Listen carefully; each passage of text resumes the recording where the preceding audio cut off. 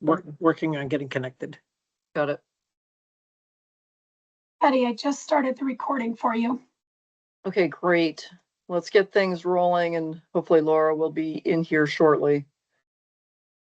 So it is October 13th, 2025, and it is 12:02. My name is Patty Richards. I'm the chair of the Vermont Community Broadband Board, and I call this meeting to order of our regular meeting. First on the agenda is to call the meeting to order. Second is roll call. Board members present so far are Brian Otley, Sarah Hoffman. We expect Laura Sibilia very shortly, and Dan Nelson is also expected. Right now, we're starting with 3 of us.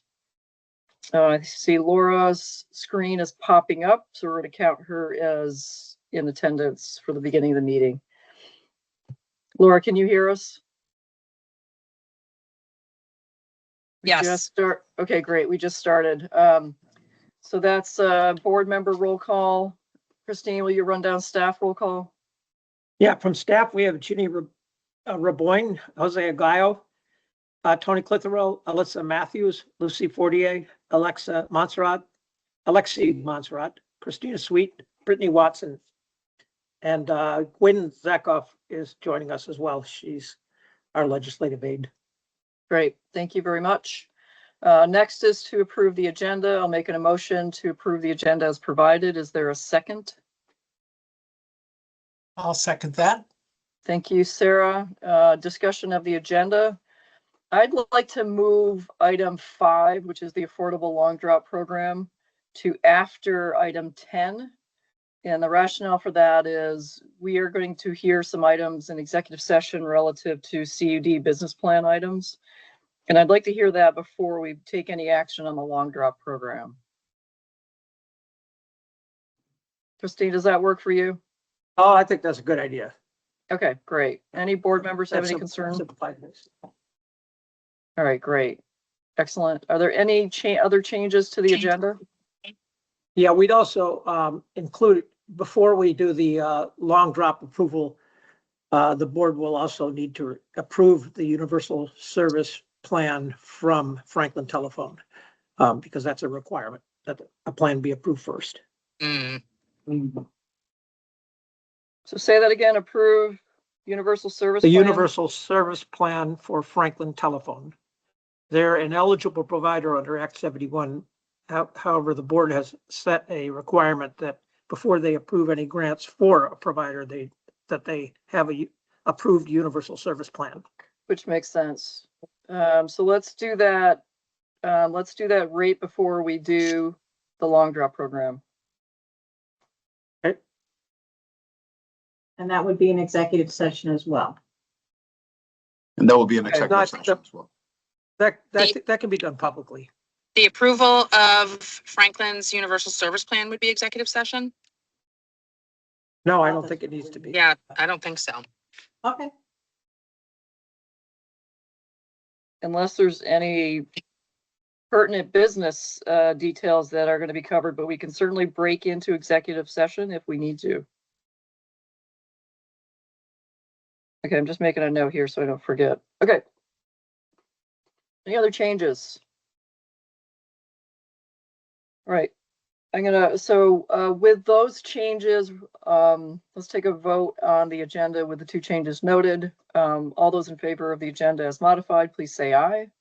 Aye. Aye. Aye. Any opposed? The ayes carry. I see Dan Nelson has joined. Dan, are you on? I am. Excellent.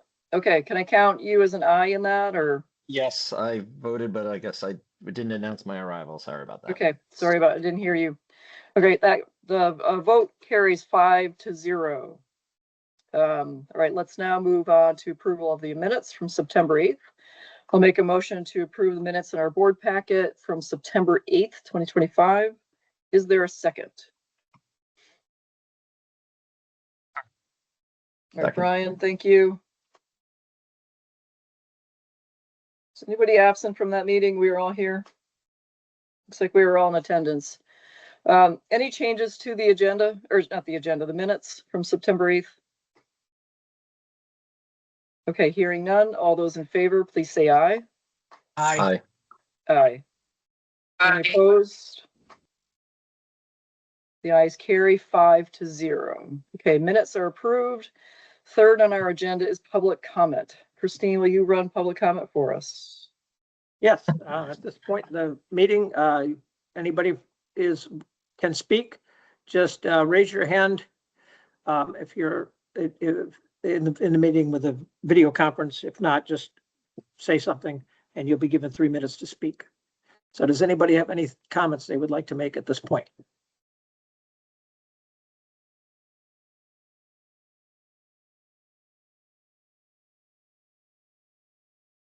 Not seeing any. I'll take a note though. This fireflies.ai note taker ABA, is that something we should be concerned about? Tony or Gwen or Ginny? Christine, you can say you it again, expand on what that is? Can you repeat that, Christine? If you see in the meeting, there's this fireflies.ai note taker ABA. I know other meetings, people have seen that pop up and remove them from the meeting. I'm assuming it's a transcribing service. I don't know whose it is, Yep. but, I don't think I would there's a suggest problem you with remove it, them from. as long as, I would it's not an executive session. All right. Okay. Yeah, we are a meeting in the public, so, Yep. That's a good It's- point. you know, this is not a confined special meeting limited to certain people. So as long as it's, I don't see a problem with Yep. it. Okay. Thank you. No problem. Okay, let's now move on from public comment. Item 4 on our agenda is beat update. Yep. Alexi will take that. Go ahead, Alexi. Hey, good morning, folks. Just a fairly quick update since more of a status report, I suppose. I think as everyone knows, we submitted our final proposal to NTIA. Just a brief update on sort of the top line facts of what that looked like. This document is also posted on the webpage for anybody who wants to have a look at it. All of the data sets and everything else are also publicly available on the website. So this is where we ended up. And at present, we understand that our final proposal was heard, debated by the policy committee, and was passed out of that. So that's sort of step one in the process of getting it approved. And that's really the group of experts who really are kind of in the weeds on this stuff, who look it over and make sure everything's in order and that we did everything right. So that's a good step. What happens now is, as I understand it, is that NTIA staff will prepare a memo for the assistant secretary of NTIA, and this will be the case for every final proposal. So, and then pending her approval, it may go in some form, I would assume, with many others, to Secretary Lutnick. I think that's not totally clear yet, but so there remain a couple of points at which we could, in theory, see something come back to us for a change or questions. But at the moment, we seem to be in good shape. And so it's kind of just a waiting game. And a reminder, NTIA said that they would have everyone's final proposals approved, dealt with within 90 days of September 4th. So we're just sort of in that middle period and hoping everything goes smoothly. We got positive feedback from the policy committee. So, they actively said they liked it. So I feel like that's a good sign. So that's where we are. If there are any questions or anything. Thank you very much, Alexi. This is the summary memo is really nicely put together. Thank you for that. And congratulations for everybody that has been provided a provision. They're on the provisional awardee list. It's really fabulous to see all of our CUDs listed here. Any questions from the board members?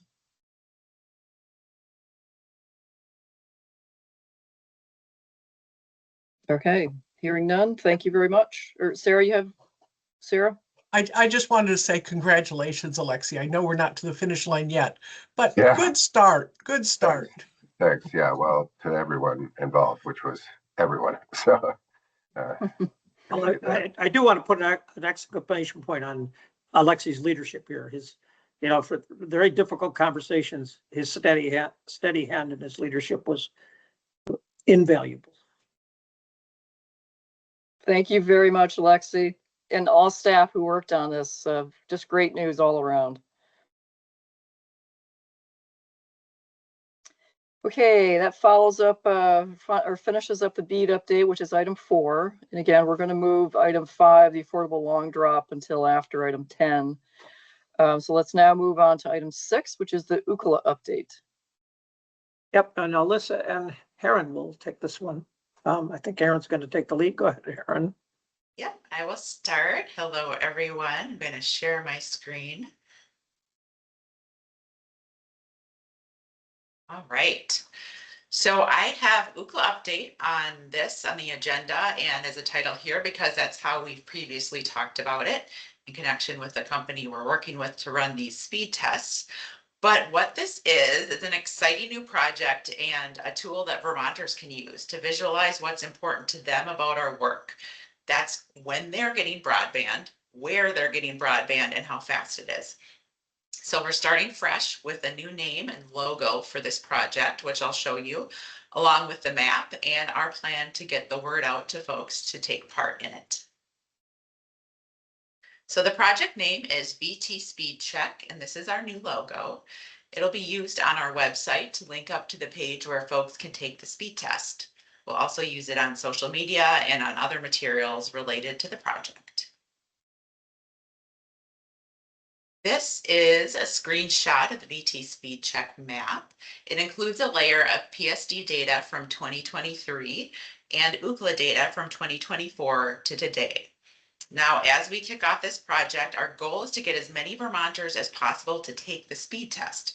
That'll add data to this map and show the areas getting broadband and their levels of service.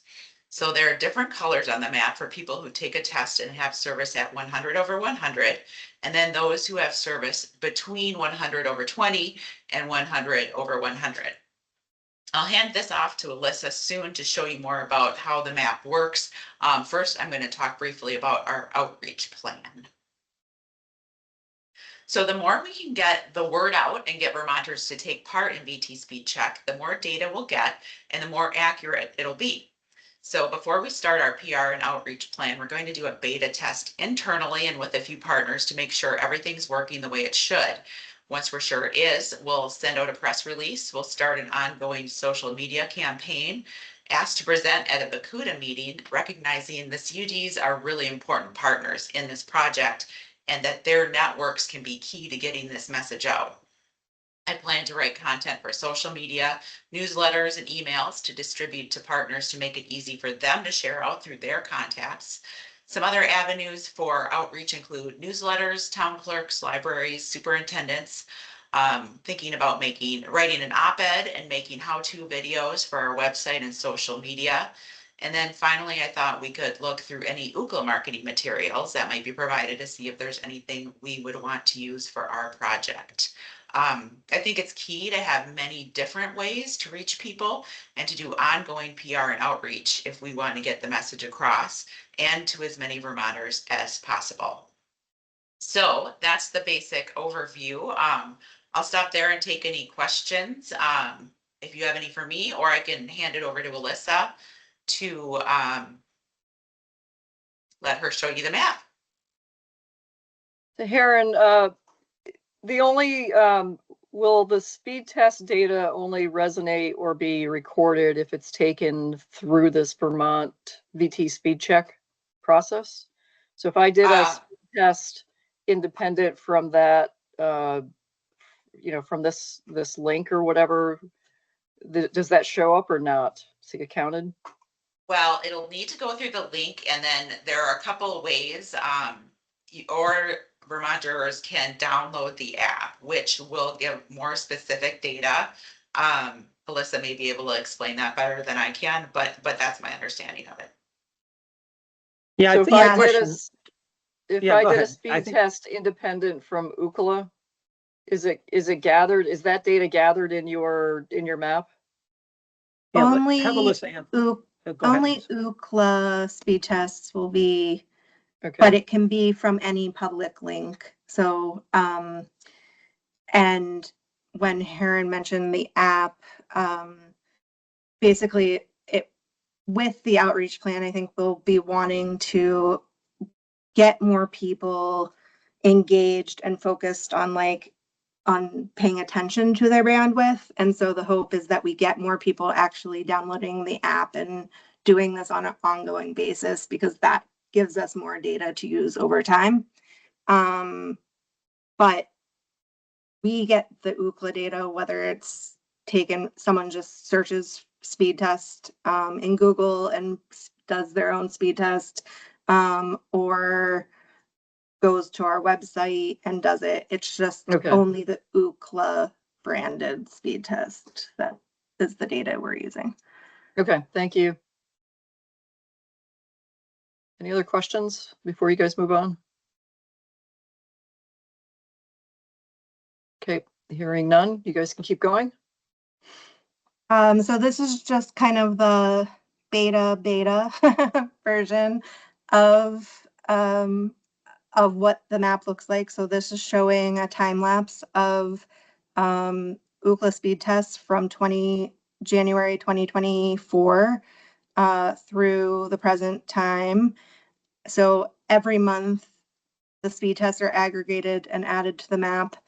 And then if you zoom in, you can click on one of the hexagons, and it will show you how many speed tests were taken in the month that you're looking at.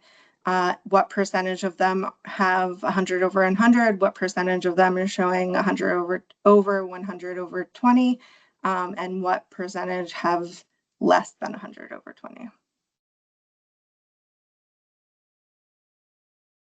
So that is basically it. I think, like we said, the main goal is to get as many people participating, downloading the app, getting us, the more data we have, the more analysis and more projects we can do with this data.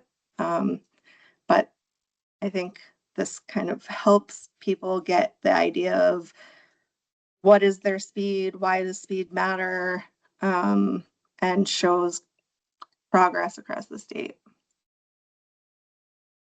Thank you very much. This is a great bunch of data to put together, and the platform in terms of how you're modeling it is great too. I assume the CUDs will be using that data to pick up locations that may need fiber deployed to those locations. Question, who will be users of this data, I guess? Well, we're going to require it as a initial proving test. When the provider connects the first time, they'll run the test, and that way we'll get verification through Ookla that we've got that the provider has met the requirement for that first connection, and then then beyond that, this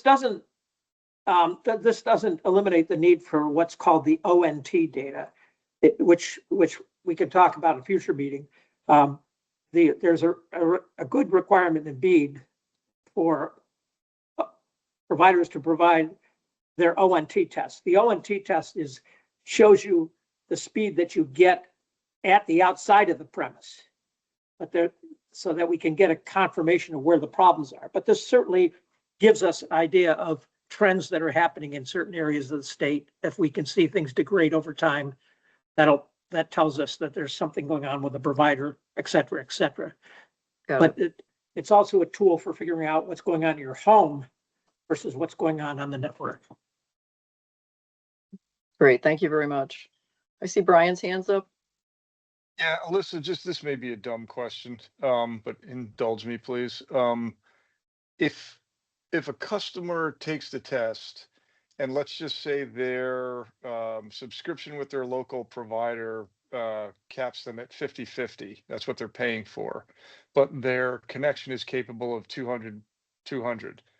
What's the test going to show and how's that going to be represented on the map? Does that make any sense?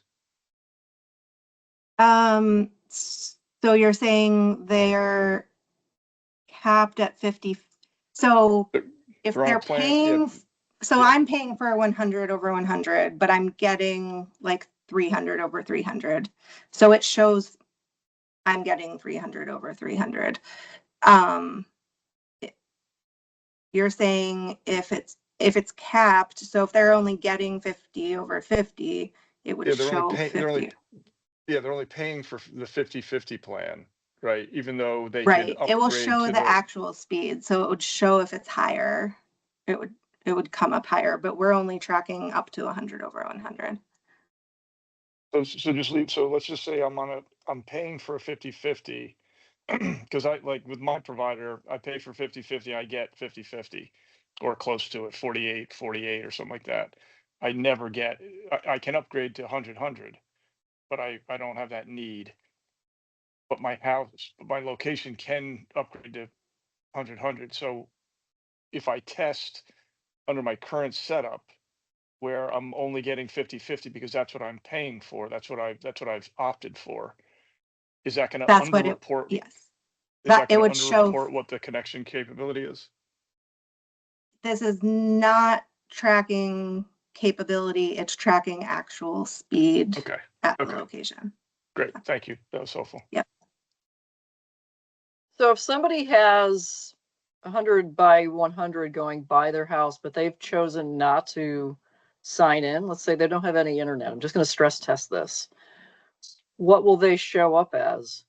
They won't show up. That this is only showing people that take a test and what their speed is. Okay. And that's why we Got divided it by percentage of tests. So it's unique tests. So if you take 5 at one location, it won't skew the data. You'll only show up as the 1 unless something changes with your speed, like unless you drop off or you go into a different bucket higher. So Yeah, so I just think, to Patty's point, I think we need to be really clear about what this shows and doesn't show, because if it's showing the actual but not the potential, then the map just needs to be interpreted that way. Which is, I mean, it's better than anything we've ever had. It's great. I'm not, I don't want to diminish it. It's great.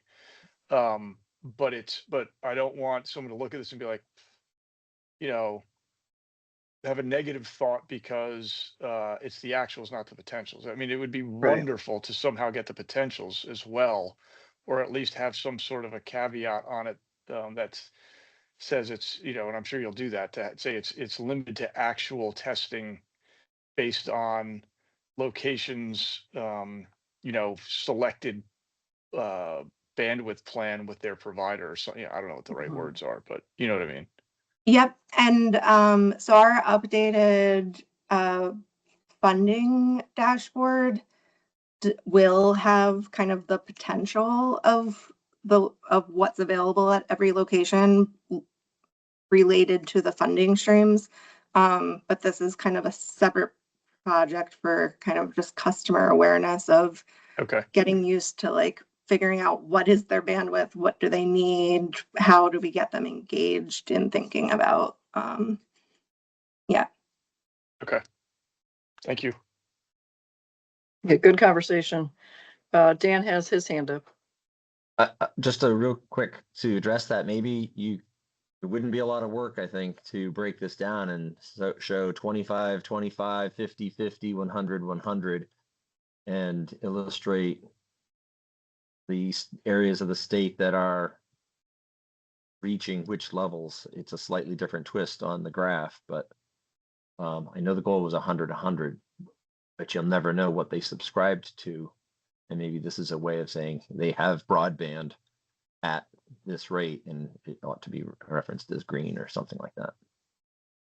Yeah, we have a lot of flexibility to do as we move forward to take on those suggestions. You know, we're kind of getting it out in this beta form, but we'll definitely open to suggestions. And I also tell you, Alyssa and I have been talking about we have to get a price, and I don't think the price was that expensive.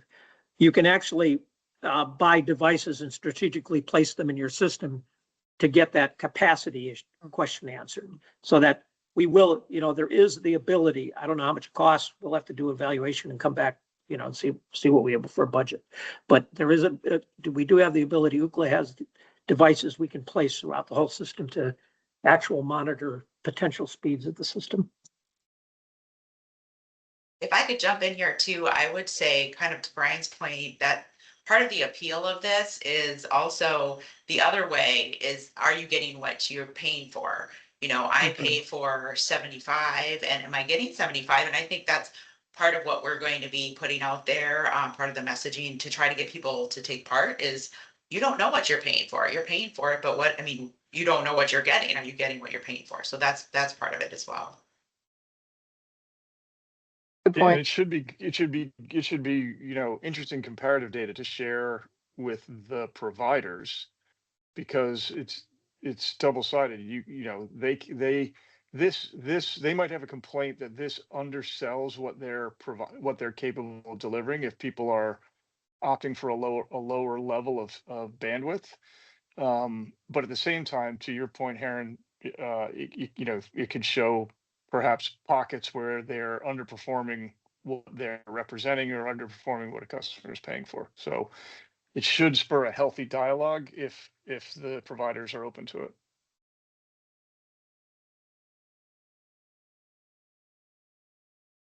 Okay, any other questions or comments? Yeah, well done to everybody that worked on this. This is good data. It's really helpful, very cool. interesting. Okay, that brings us to item 7, which is parking lot. Okay, Ginny, take it away. I'm going to caveat before Ginny speaks. She's been struggling with allergies and laryngitis, so she's going to sound. So, with that note, go ahead, Ginny. Thanks, Christine. So I will try to keep this kind of brief, but certainly, as always, happy to answer any questions you may have. As it stands, the items on this slide and the next slide are in progress.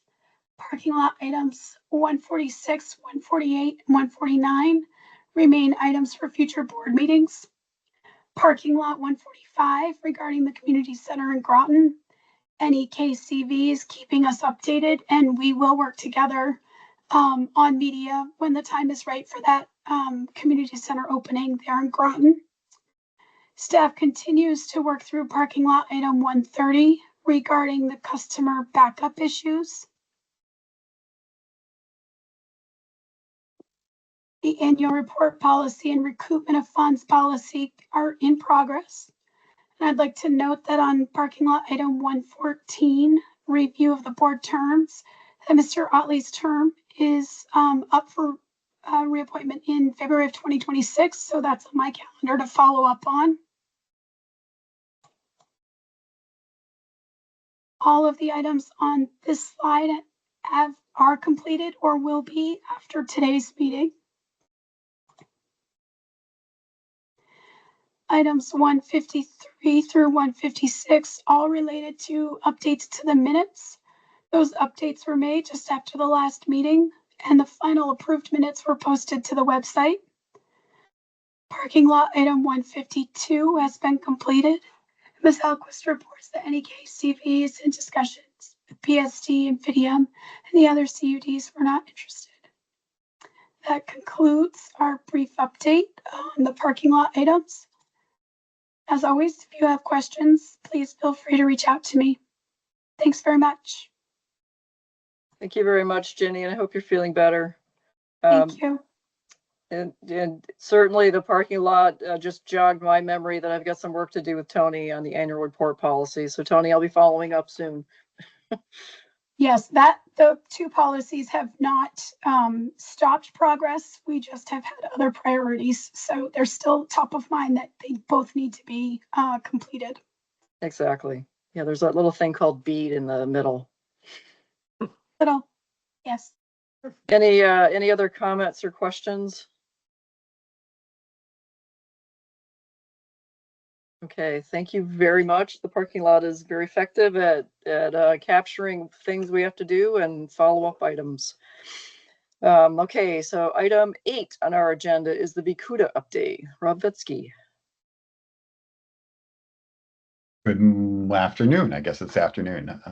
Good to see you all. A couple of quick updates today. First of all, this speed test data looks great, and I think we're very much looking forward to having some more detailed conversations with you all when you're ready to come to one of our meetings. So great update, and really looking forward to that. All the CDs are very busy doing their own thing right now, so I'm going to have a short list today of Vikuda updates, but tons of activity, very construction projects kicking off, building new operating companies, or getting ready for that, and compliance, audits, all kinds of things happening across grant applications, all kinds of things happening out in the CEDs right now.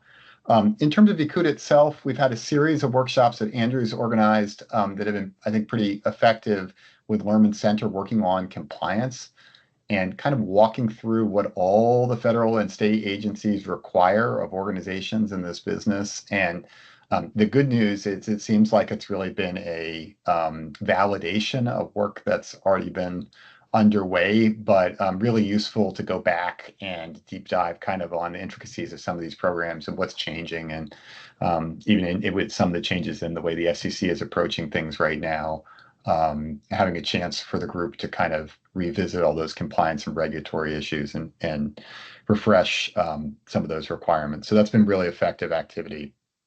Obviously, CDs are working on kind of their annual reports and budget development for the upcoming year. Certainly would be great to have more certainty on BEAD sooner rather than later, but I think folks are in a happy waiting period as that continues to play out at the federal level. And then I guess the last kind of update for you is we are starting to work on our legislative session items for next year. It's a pretty quiet list right now in terms of things I think we will probably be tracking and responding as opposed to advocating for many things.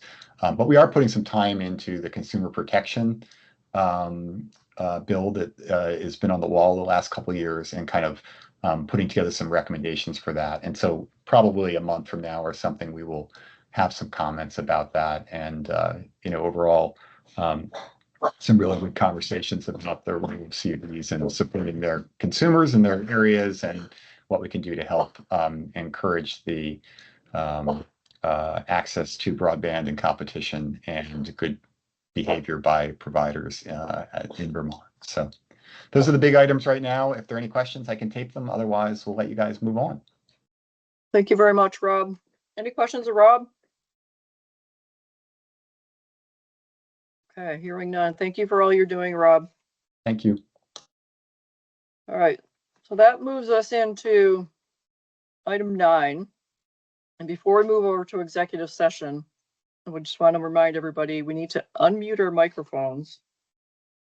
So when we do the transition over, we don't come into the executive session, then you can't speak. Because if you are muted, you will not be able to unmute once you get into executive session. All right, so Christine, item 9, is there anything that you want to tee us up for this item in public session before I make the motion? No, everything we talk about is confidential at this point until we get approval from the NTI, and then it will be public. Okay. So I'm going to make a motion that we move into executive session for the NTIA curing order item on our agenda. The motion is predicated on 1 VSA section 313, paragraph A6, which protects records exempt from access to the public records law, specifically 1 VSA section 317C9, dealing with confidential business records or information. Is there a second? I will second that. Thank you. Give that to Sarah. Any discussion? All right, hearing none. All those in favor of moving into executive session for the NTIA hearing order discussion, please say aye. Aye. Aye. Aye. Any opposed? The ayes carry 5-0. So we will now, Jenny will work her magic and move us over into executive session, and everybody should be unmuted before we go over. All right, I'm going to go ahead and open the room now. Thank you. Of course.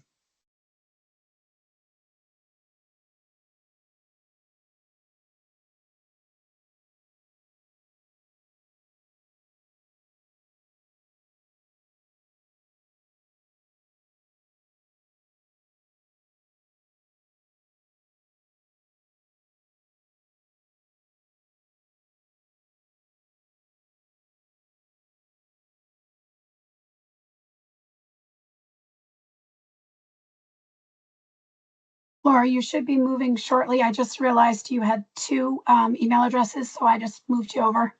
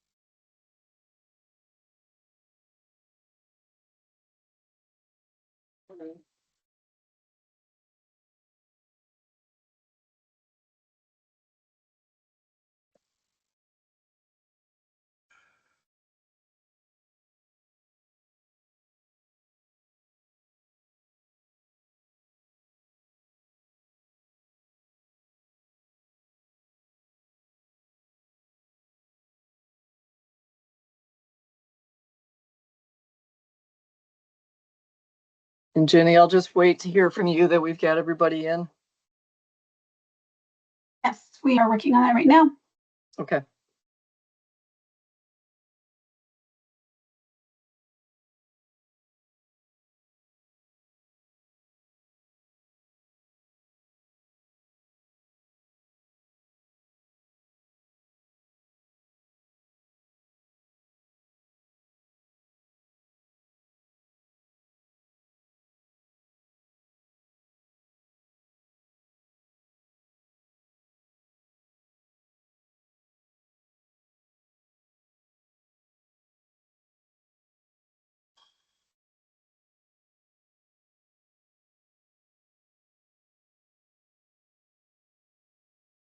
I think we have everybody. We're just starting to spotlight everyone. Okay, great. All right, we are back in public session. In executive session, we did take action relative to the NTIA curing order. And the action was adjustments to matching funding for 2 of our CUDs. The amounts will be disclosed after the grant agreements are signed. And that was the only action taken in in executive session. I will also note that Dan Nelson had to leave the meeting at roughly 1:20, so he is not joining us in public session. Okay, that brings us to the conclusion of item 9 on our agenda. And let's move on to item 10 of our agenda, which is the CUD business plan review. And Christine, is there anything in public session you want to tee us up, or shall we move directly into executive session? Yeah, I'll just say this is the routine meeting the board had requested a while back that we go into executive session monthly to talk specifically about CUD business plans. That's what we plan on doing. Okay, thank you. I'm going to make a motion that we move into executive session to discuss the business plan review process pursuant to 1 VSA section 313A6, which protects records exempt from access to the public records law, specifically 1 VSA section 317C9, dealing with confidential business records and information. Is there a second? I'll second that. Thank you, Sarah. Any discussion? All those in favor, please say aye. Aye. Aye. Any opposed? The ayes carry 4-0. Okay, and I'll remind board members, please stay unmuted. So when we move over into executive session, you don't get blocked out and are not able to speak. Thank you. Okay, if you're ready, I'll go ahead and open the room. Yes, please. You should be moving over now.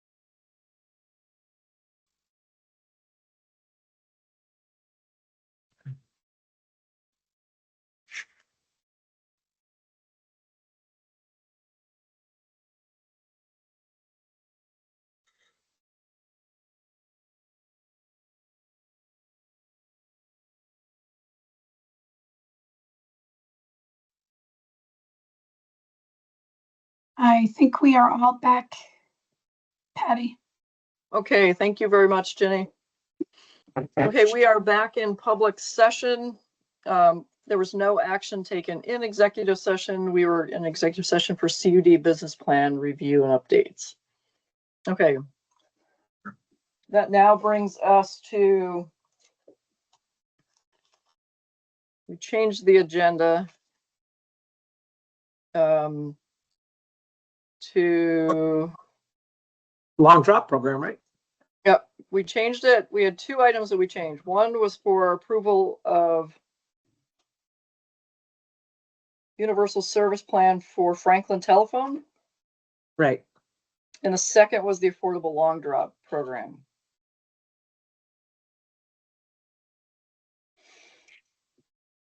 So let's take the universal service plan for Franklin Telephone first.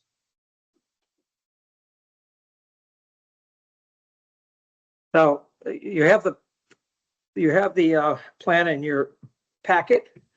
Yes. They've committed to hit all the addresses in their territory, which we've had discussions with them about doing it, making sure all of the towns are covered. So staff has reviewed the Universal Service Plan and basically is recommending approval. Okay, so based on discussion relative to CU business plan review, which one of those items was the Franklin Telephone Company, we are not going to take action on the Franklin Telephone Company and let staff work with them relative to their business plan. Yep, we have to make some changes. Okay, so no action on which that will- item for 10.1, which is the item that we added on the agenda. Okay, 10.2 is now the affordable long drop program. Yep, and I'll turn that over to Brittany and Kay. Right, hello everyone. I am going to share my screen and can you all see my screen? Okay. Yes. Okay. Great. So I can. Okay. All right. So the board approved the Affordable Long Drop Program on April 21st of this year, authorizing $6 million in funding. Staff posted a request for applications for the Affordable Long Drop Program and received 7 applications totaling $12.8 million in requested funds. Each application was reviewed and scored by our team of 4 reviewers using the same metrics. The reviewers, the Director of Regulatory Compliance and Risk Management, and myself then met to determine our award recommendation to the board. So there is a 6.8 million gap between funding requested and funding available, which means not all needs in the proposals can be met. And so for this, staff recommend the board prioritize funding for the priority locations to be served in each project. This will allow us to best address the affordability issue of getting connected at long standard drops. Or long non-standard drops, sorry. Staff recommend the board approve a total of 8.1 million ARPA capital fund dollars to the Affordable Long Drop Program. This will bring the 6.8 million gap down to 4.7 million. These funds will fund up to 75 to 100% of each applicant's requested amounts and will allow the applicants to serve priority locations. Staff provided 2 recommendations for awards based on awarding up to 6 million and up to 8.1 million program funding in the Affordable Long Drop Program board memo dated October 6th. Lowering the funding gap will really allow us to ensure remotely all priority locations can be served. So I'll provide a very brief overview of each proposed project and our recommendation. DV Fiber is proposing an affordable long drop program that is structured to address a descending set of priority locations of lower income and immediate conversion customers, completing a total of 144 drops. Staff is recommending an award of up to DV Fiber's requested amount of $952,729. EC Fiber is proposing an affordable drop program, which is focused on ensuring those who find the cost of non-standard drop challenging be able to afford that work and become customers of EC Fiber.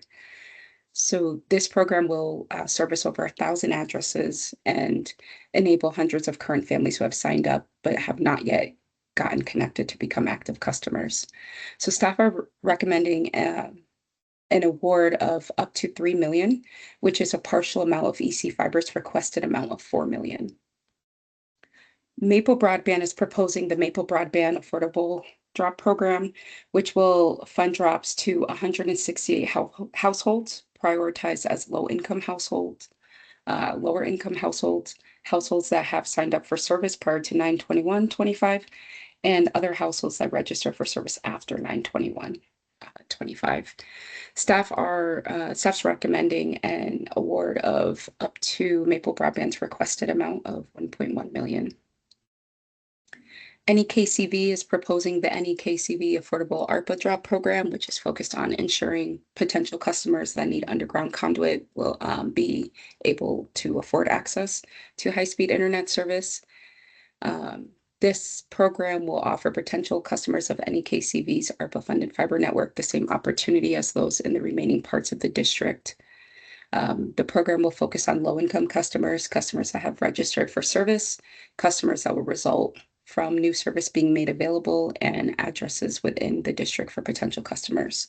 So staff's recommending an award of up to $2.1 million, which is a partial amount of NEKCV's requested amount of $2.9 million. Northwest Fiberworks, or NWFX, is proposing the NWFX Affordable Drop Program, which is a program designed to address and rectify the significant disparities in internet infrastructure cost across the 20 towns within its district. The program will connect an estimated 525 additional addresses within the underserved areas while focusing on rural and low-income households by specifically addressing connectivity challenges. So staff's recommending an award of up to $135,119, which is a partial amount of NWFX's requested amount of $3.1 million.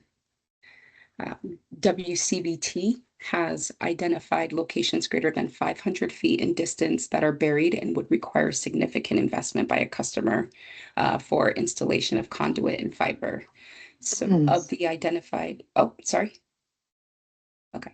Of the identified locations, none are mobile home communities or multiple dwelling units, as WCVT has converted or is in process of converting all such locations. So WCVT will serve a total of 74 addresses. Staff's recommending an award of up to WCVT's requested amount of $603,627. Franklin is proposing the Franklin Affordable Conduit Trenching Program, which will replace existing direct buried copper service with fiber drops buried in a poly pipe at no cost to the customer at 100 locations. Staff's recommending an award of up to Franklin's requested amount of $100,000. Any questions? Thank you very much, Brittany. Brittany, can you explain the difference between the funding source of $6 million, that we know that we have $6 million in funding, and how do we get to the $8.1 million? The difference, since these are our ARPA capital project funds, is the return of funds from Otter Creek CUD, because Otter Creek came in under budget. Okay, great. Thank you very much for that clarification. That helps. And then the other question that I had, help me with how the numbers were decided relative to the $8.1 million column. So if somebody came in, for example, NEK requested 2.9 million and change, and their recommended award is 2.186 and change. If I contrast that one with Maple Broadband is recommending, in the memo, it's recommending 100% of what they've asked for at 1.122. How did staff come up with the amounts in the 8.1 million column?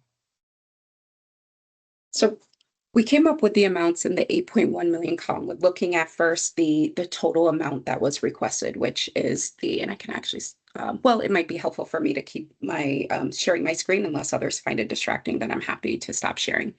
But in the 8.1 million column, the review team, after they had scored the applications, we had a meeting with them as well as with the director, with Christina, the director of compliance, regulatory compliance.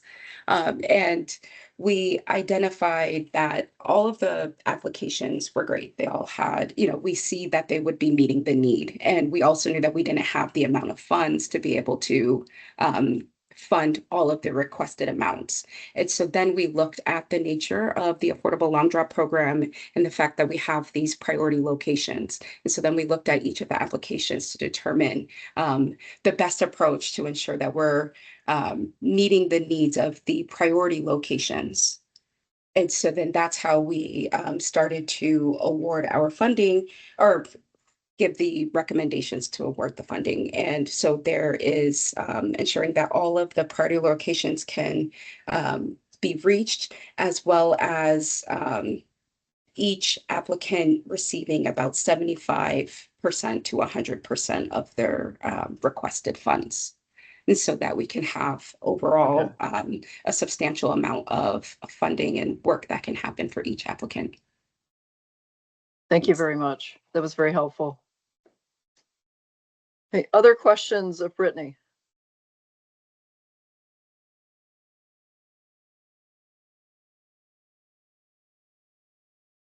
Okay. All right, hearing none, I think we're ready to take action.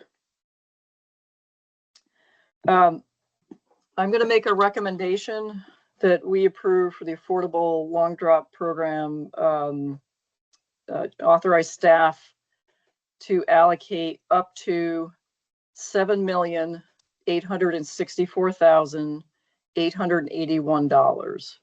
And the difference in the amount that I have here and the amount that is in the requested memo is due to some changes relative to business plans that we discussed in executive session for some of the entities. But this gives staff authorization to go forward with the long drop program up to the amount that I've just put on the table. Is there a second for that motion? I'll second that. Thank you, Sarah. Is there any discussion? Okay, hearing none. All those in favor, please say aye. Aye. Aye. Any opposed? The ayes carry 4-0. Okay, is there anything else, Christine, on the long drop program? No, I think we covered it. Thank you. Okay, Thank you great. for your Let's support. now move on to item 11 for the agenda, which is public comment. Yep, public comment. Feel free to raise your hand. You'll be recognized. If you're on the phone, just say something and you'll have 3 minutes to speak.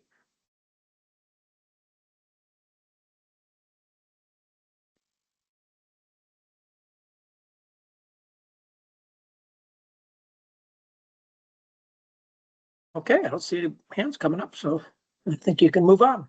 Okay, thank you for running public comment for us, Christine. Next on our agenda is just to confirm our next meeting. Our next regular scheduled meeting is November 10th, 2025. Are all board members able to make that meeting?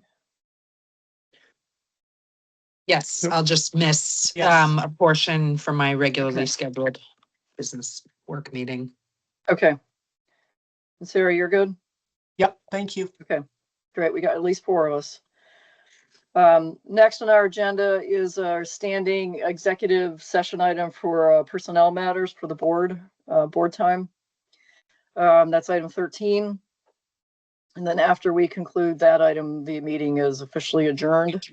So I'm going to make a motion that we move into executive session for board review items for personnel matters pursuant to 1 VSA section 313A33, authorizing a public body to hold an executive session to consider personnel matters. Is there a second? Second. Thank you, Brian. Any discussion? Yeah, Tony and I would like to be in the beginning of that session. Just to Okay, provide you yep. some updates. All right, great. I'm allowing that.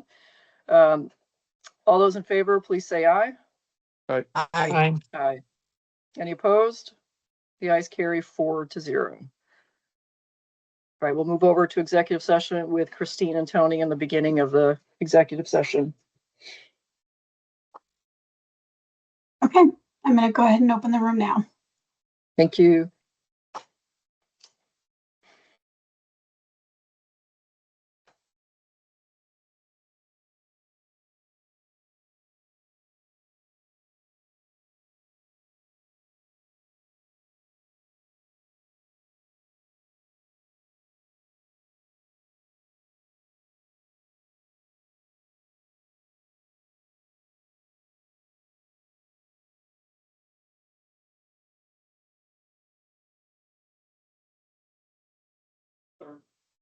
See if you have any questions.